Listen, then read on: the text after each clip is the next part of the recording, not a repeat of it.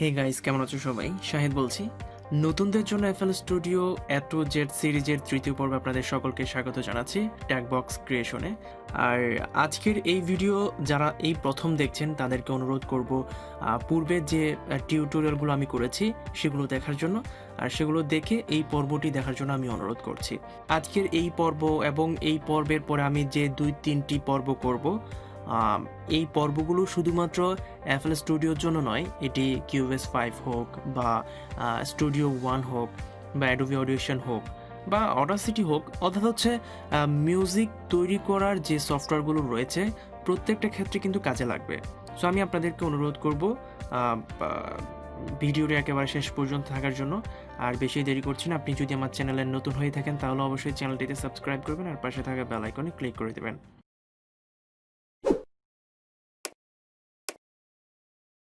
আজকে আমি আপনাদের সাথে শেয়ার করব এমন একটি গুরুত্বপূর্ণ বিষয় যেটি আমাদেরকে ভালো মানের মিউজিক প্রোডাকশন করতে অনেক বেশি কাজে দিবে। বিষয়টি হতে পারে মিউজিক থিওরির একটি অংশ। আমি যখন মিউজিকের সাথে যুক্ত হচ্ছিলাম তখন আমার মনে হয়েছিল একটা মিউজিক প্রোডাকশন করতে গেলে আসলে মিউজিকের থিওরি বা গ্রামার জানা প্রয়োজন আছে কি না। তো যখন আসলে মিউজিকের সাথে সরাসরি যুক্ত হলাম, কিছু একটা তৈরি করতে চেষ্টা করছিলাম, তারপর হচ্ছে গান তৈরি করতে চেষ্টা করেছিলাম। আমি যেহেতু রেডিওতে কাজ করি এবং রেডিওতে নানা ধরনের মিউজিক তৈরি করতে এবং অনুষ্ঠান তৈরি করতে আসলে খুব বেশি পরিমাণে এই যে মিউজিকের থিওরি খুব বেশি পরিমাণে প্রয়োজন হচ্ছে। আবার অনেকেই বলে, আমরা যারা রেডিওতে কাজ করছি, যারা নতুন নতুন আমাদের সাথে যুক্ত হচ্ছে, তারা আমাদেরকে বলে যে আসলে একটা মিউজিক তৈরি করতে গেলে বা একটা গান তৈরি করতে গেলে মিউজিকের থিওরি জানা প্রয়োজন আছে কি না। তো এই জায়গাটার মধ্যে আমি বলবো, আপনি যদি ভালো একটা মিউজিক তৈরি করতে চান, ভালো একটা প্রোডাকশন করতে চান, তাহলে মিউজিকের থিওরি আপনাকে অবশ্যই জানতে হবে। আমরা অনেকেই লোভ টোভ দিয়ে অনেক কিছু করে ফেলতে পারি, কিন্তু আপনি যদি একটা ভালো কিছু চান, একটা ভালো কিছু যদি তৈরি করতে চান, তাহলে অবশ্যই আপনাকে মিউজিকের থিওরি জানা প্রয়োজন। মিউজিকের থিওরি বিষয়টি আপনি যত বেশি জানবেন, যত বেশি লালন করবেন, যত বেশি আপনি সময় দিবেন এবং নানান ধরনের যে ইনস্ট্রুমেন্টগুলো আছে সেগুলোকে জানবেন, সেগুলোকে ব্যবহার করবেন, কোনটা কী ধরনের সাউন্ড আপনাকে দিচ্ছে, এটা যদি আপনি একটু মনোযোগ সহকারে শুনেন এবং মিউজিকের ইনস্ট্রুমেন্টগুলোর বৈশিষ্ট্য কী সেটা যদি আপনি ভালোভাবে আয়ত্ত করতে পারেন, আপনি যদি বুঝে থাকেন, তাহলে এই মিউজিকের পুরো বিষয়টি আপনার মাথার মধ্যে কিন্তু একদম সেট হয়ে যাবে এবং আপনি খুব ভালো একটা মিউজিক প্রোডাকশন করতে পারবেন। অর্থাৎ হচ্ছে মিউজিকের সব কিছুই কিন্তু আপনার মধ্যে কিন্তু উন্নতি হবে। আরেকটি বিষয় হচ্ছে মিউজিক থিওরি এত বিশাল একটা সাবজেক্ট, যেটা মাত্র কয়েকটা মিনিটের মধ্যে বা কয়েকটা টিউটোরিয়ালের মধ্যে কিন্তু শেষ করা যাবে না। সো আমি চেষ্টা করব মিউজিকের গুরুত্বপূর্ণ কিছু বিষয় আপনাদেরকে ধারণা দিতে, যাতে আপনারা মোটামুটি একটা মিউজিক প্রোডাকশন করতে পারেন, যেটি আপনাদের একটু হলেও কাজে দেবে। সো শুরুতে আমি যেটি আপনাদের সাথে শেয়ার করব সেটি হচ্ছে তাল নিয়ে, বিটস, রিদম।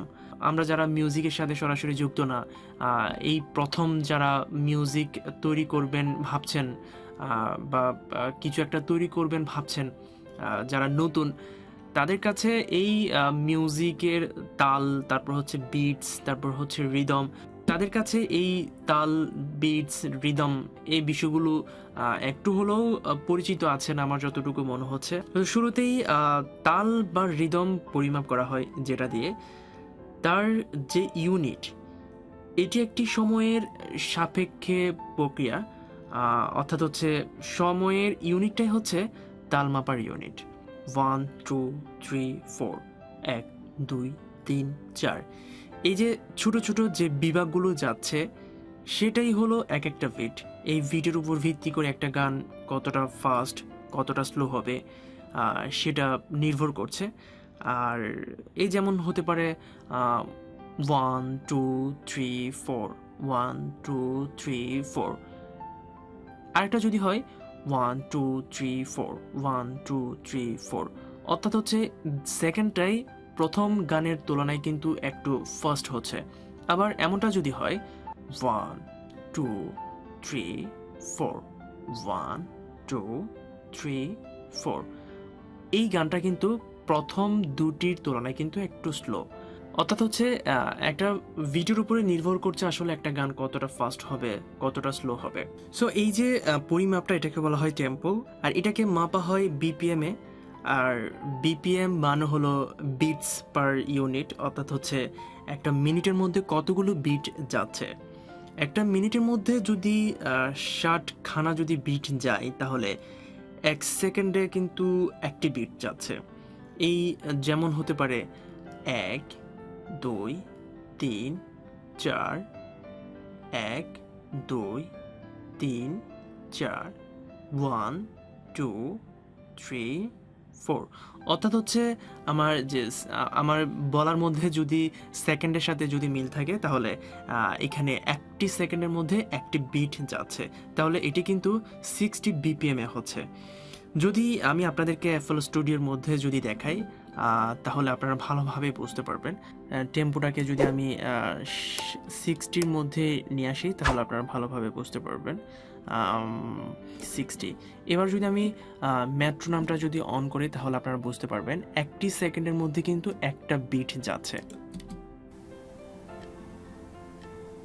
1 2 3 4, 1 2 3 4, 1 2 3 4, 1 2 3 4। দেখুন এখানে একটি সেকেন্ডের মধ্যে কিন্তু একটি বিট যাচ্ছে, তাহলে এটি একটি 60 বিপিএম। সুতরাং বিট হচ্ছে ইউনিটস অফ রিদম, এটা জানতে হবে। এবার আরেকটি বিষয় আপনাদেরকে বলে রাখছি, একটা বারের মধ্যে এই যে এই 1 থেকে 2 এটি হচ্ছে একটা বার। এই বারের মধ্যে কতগুলো বিট যদি আমি পাশাপাশি রাখি তাহলে সেটা একটা তাল হয়ে যায়। ধরা যাক আমি একটা বারের মধ্যে 4টি বিট রাখলাম, 1 2 3 4, তাহলে এটি 4 মাত্রা বা 8 মাত্রা, বা আরও একটু যদি জটিলভাবে চিন্তা ভাবনা করা হয় তাহলে এটি 16 মাত্রা হতে পারে। ওয়েস্টার্নে এটিকে বলা হয় 4/4। আরেকটি বিষয় হলো আমরা যেটাকে তাল বলি সেটাকে তারা বলে টাইম সিগনেচার। আর 1/4 এটি হচ্ছে 4টি বিটের মধ্যে একটি বিট, অর্থাৎ হচ্ছে ফুল নোটের 4 ভাগের 1 ভাগ ধরা হয়। আপনি বলতে পারেন এই 4 সংখ্যাটা কিন্তু মিউজিকের মধ্যে একটা পাওয়ার আছে, আপনি এটি বলতে পারেন। তাহলে 4/4 এটি একটি তাল হতে পারে, 1/4 এটি একটি হচ্ছে ফুল নোটের একটি অংশ। 4/4-এর মধ্যে কিন্তু 3/4ও হতে পারে, 5/4ও হতে পারে। এগুলো হচ্ছে একটি তাল। 4/4-এর মধ্যে কিন্তু এই যে 3/4, 4/4, তারপর হচ্ছে 7/4, এগুলাকে ওয়েস্টার্নে কিন্তু টাইম সিগনেচার হিসেবে পরিচিত। আর আমরা বাংলায় যেগুলোকে বলে থাকি ধাদ্রা, তারপর হচ্ছে ঝাপতাল, রূপক তাল, বিভিন্ন নামে কিন্তু আমরা এগুলোকে অভিহিত করে থাকি। সো এইটা আমি যদি আপনাদেরকে এফএল স্টুডিওর মধ্যে যদি দেখাই তাহলে আপনারা আরও ভালোভাবে বুঝতে পারবেন। এখানে অপশনে যদি আমি ক্লিক করি, এখানে আরেকটি বিষয় আমি আপনাদেরকে এফএল স্টুডিওতে দেখাই। অপশনের মধ্যে প্রজেক্ট জেনারেল সেটিং, এখানে আপনি যদি দেখুন এখানে কিন্তু 4/4 করে দেওয়া আছে। আপনি এখান থেকে কিন্তু 3/4, তারপর হচ্ছে 5/4 করে নিতে পারেন। সো 4/4-এ দেখাচ্ছি আমি আপনাদেরকে।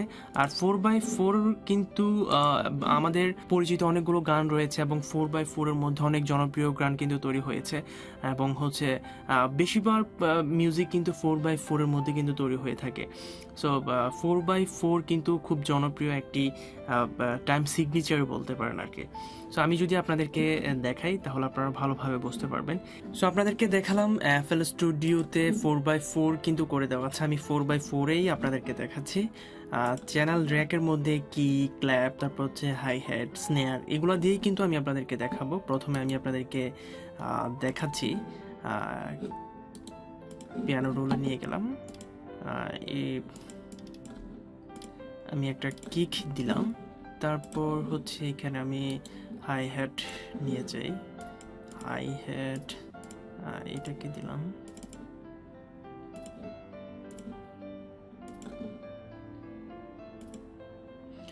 এটাকে হাই হ্যাট কিন্তু আমি প্রত্যেকটা ভিডিওর মধ্যেই দিলাম। তারপর এখানে আমি যদি একটা স্নেয়ার যদি অ্যাড করি তাহলে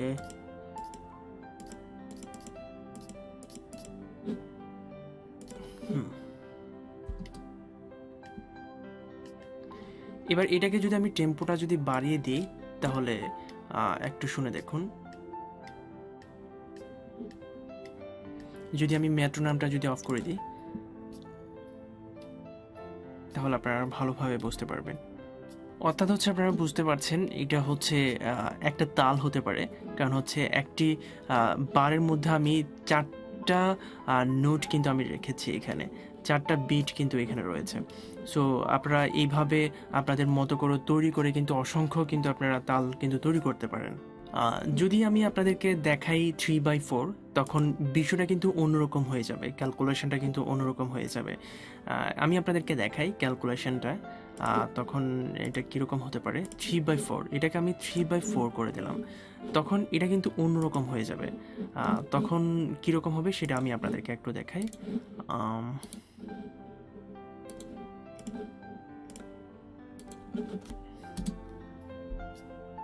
আপনারা দেখুন এখানে কিন্তু একটা বারের মধ্যে 3টা বিট রয়েছে, 1 2 3 1 2 3।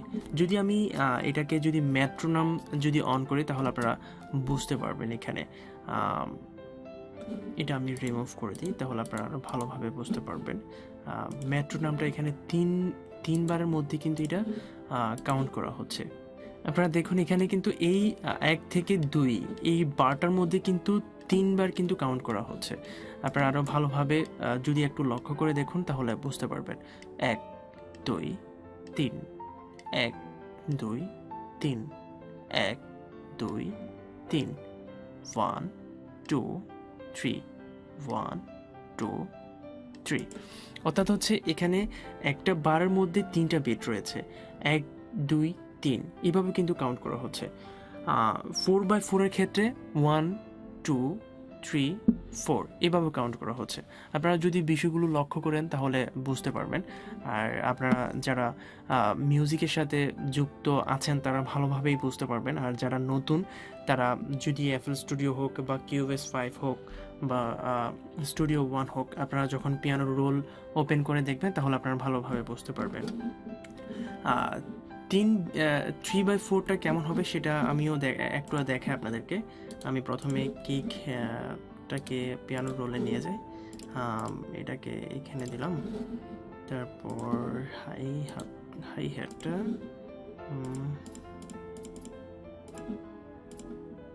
এখানে দিলাম, তারপর হচ্ছে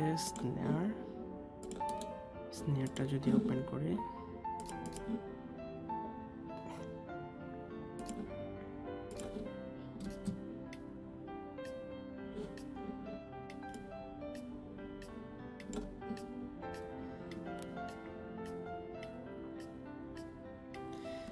এখানে দেখুন 4/4 থেকে কিন্তু 3/4টা কিন্তু একটু ডিফারেন্ট এবং এটা কিন্তু অন্যভাবে ক্যালকুলেশন করা হচ্ছে। এটা যদি আমি আরেকটি বারের মধ্যেও যদি নিয়ে যাই তাহলে বিষয়টি কীরকম হবে সেটাও আপনাদেরকে দেখাই।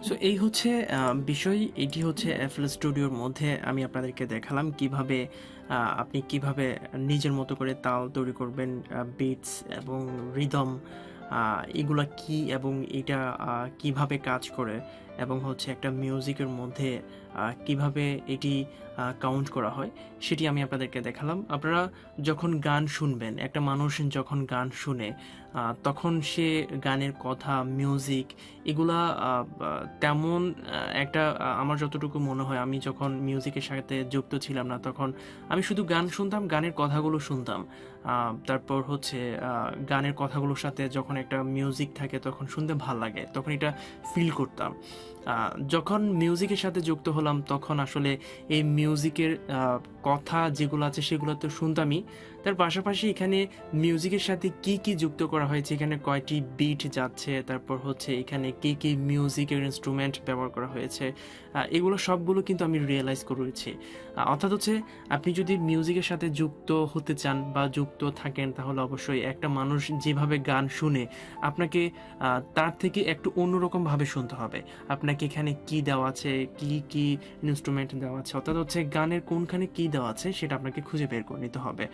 তাহলে আপনি কিন্তু ভালো একজন মিউজিক কম্পোজার হতে পারবেন এবং ভালো একটা মিউজিক আপনি প্রোডাকশন করতে পারবেন। আর কিউএস 5-এ যদি আমি আপনাদেরকে বিষয়টি দেখাই, তাহলে এখানে যদি আমি একটা ব্ল্যাঙ্ক আর কি, তাহলে আপনারা ভালোভাবে বুঝতে পারবেন। এখানে আমি নেক্সাস দিয়েছি। আরেকটা বিষয় হচ্ছে সেম একই রকম আপনি এখানে পিয়ানো রোল আছে, এখানে পিয়ানোর রোল রয়েছে, আপনি সেম এফএল স্টুডিওর মধ্যে আমি যেভাবে দেখালাম আপনি সেম কাজটা করতে পারেন। আর এখানে কিন্তু মেট্রোনাম, আপনি কিবোর্ডের মধ্যে সি প্রেস করলে কিন্তু মেট্রোনামটা ওপেন হবে। আর এখানে আপনি অফে যদি ক্লিক করেন তাহলে মেট্রোনামটা অন হবে। আর এখানে কিন্তু 4/4 করে দেওয়া আছে, আপনি এখানে 3/4 করতে পারেন, 5/4 করতে পারেন। আপনি এগুলো ব্যবহার করে একটু দেখবেন। এখানে কিন্তু টেম্পো করে দেওয়া আছে কিন্তু 120-এর মধ্যে আপনি 60 টেম্পো, তারপর হচ্ছে গানের টেম্পো অনুসারে আপনার প্রয়োজন অনুসারে আপনি এটি চাইলে ব্যবহার করতে পারেন। এবং হচ্ছে দেখবেন আপনি, যেহেতু আমি নতুনদের জন্য এই বিষয়টা করছি, আপনারা এগুলো একটু সবসময় চর্চা করবেন। আপনি একটা গান যখন শুনবেন, গানের মধ্যে কি কি দেওয়া আছে, গানটার মধ্যে কতগুলো ইনস্ট্রুমেন্ট ব্যবহার করা হয়েছে, কয়টি বিট দিয়েছে, সেটা আজকে থেকে আপনি যদি প্রত্যেকটা গান যদি শুনেন এবং এই গানের মধ্যে কি কি দেওয়া আছে সব কিছু যদি খুঁজে বের করতে পারেন, কয়টা বিট দেওয়া আছে সেগুলো যদি বের করতে পারেন, তারপর হচ্ছে এখানে কিভাবে বিটগুলো ব্যবহার করা হয়েছে, এই বিষয়গুলো যদি বের করতে পারেন, তাহলে কিন্তু আপনি খুব ভালো একজন মিউজিক কম্পোজার হতে পারবেন। সো এই হচ্ছে আজকের বিষয়। আজকের ভিডিওটা অনেক বড় হয়ে যাচ্ছে, ছোট করতে চাচ্ছি। পরবর্তী টিউটোরিয়ালটা আগামী শুক্রবারে আসবে ইনশাল্লাহ বিকাল 3টায়। আর আপনাদেরকে অনুরোধ করব ভিডিওটি দেখবেন, ভালো লাগলে লাইক করবেন, কমেন্ট করবেন, শেয়ার করবেন, আর অবশ্যই টেকবক্সে সাবস্ক্রাইব করবেন। আজকের ভিডিওটা যদি না বুঝে থাকেন তাহলে অবশ্যই কমেন্ট বক্সে কমেন্ট করে জানাবেন, আর সেই সাথে শেয়ার করবেন, শেয়ার করে আপনার বন্ধুদের দেখার সুযোগ করে দিবেন। আজকের মতো এই পর্যন্ত। সবাই ভালো থাকবেন, সুস্থ থাকবেন আর সাবধানে থাকবেন। ধন্যবাদ সবাইকে।